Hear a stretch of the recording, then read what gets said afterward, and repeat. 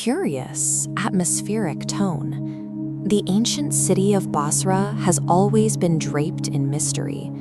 Beneath the desert wind and glowing lanterns, it served as a crossroads for poetry, trade, and the whispered legends of the night. One of those enduring legends belongs to Musab ibn al-Zubayr. He was a noble commander, renowned across the Arabian Peninsula for his authority, battlefield courage, and a level of material wealth that rivaled kings.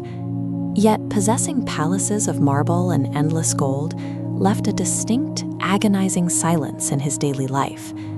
Every military victory and physical acquisition only emphasized a persistent internal vacuum.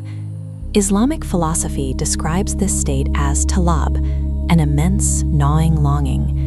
It is the realization that gathering worldly treasures does nothing to anchor a drifting human soul. Into this quiet desperation stepped Aisha, the daughter of Talha.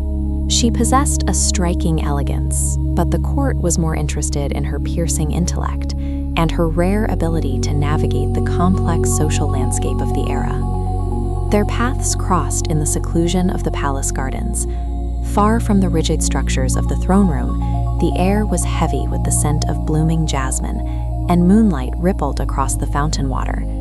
In a single, wordless moment, they caught each other's reflection. For a ruler accustomed to the noise of the court, this silence was jarring. He hadn't changed his entire life in a second, but he had finally encountered something his wealth couldn't buy and his armies couldn't capture. Significant pivots in a person's life rarely happen on public stages. They happen in total silence, in a completely unobserved fraction of a second. But palace walls are porous.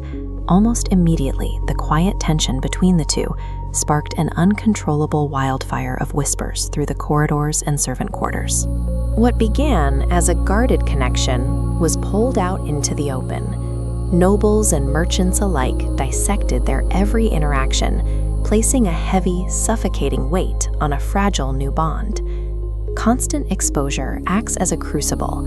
It forces an intimate emotion to prove its resilience against the relentless, unforgiving gaze of an entire society. Musab was a man who solved problems with decrees and steel. He saw every challenge as a territory to be seized. Aisha saw the world through a different lens, understanding that while power could demand obedience, it was powerless to inspire devotion. She made it clear that affection cannot be forcefully annexed. It requires sabr, a disciplined, active patience that allows a connection to grow at its own pace. They chose quiet restraint. Amidst the chaos of the court, they found their footing by sharing unspoken understandings and trusting the steady passage of time. By weathering the external storms without rushing to act, they proved that devotion is built by surviving side by side.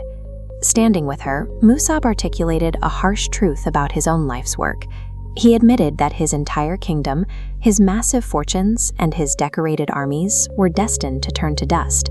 This illustrates fana, worldly destruction. An expanding empire collapses inward until vanishing. Watch the diagram shift to baqa, eternity.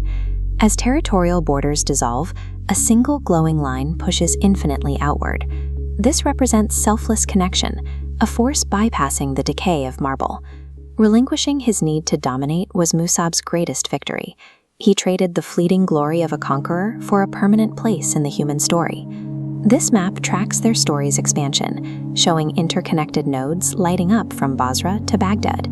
Notice how these points multiply into a dense web. Traveling poets and merchants acted as a human network, cementing their bond into history.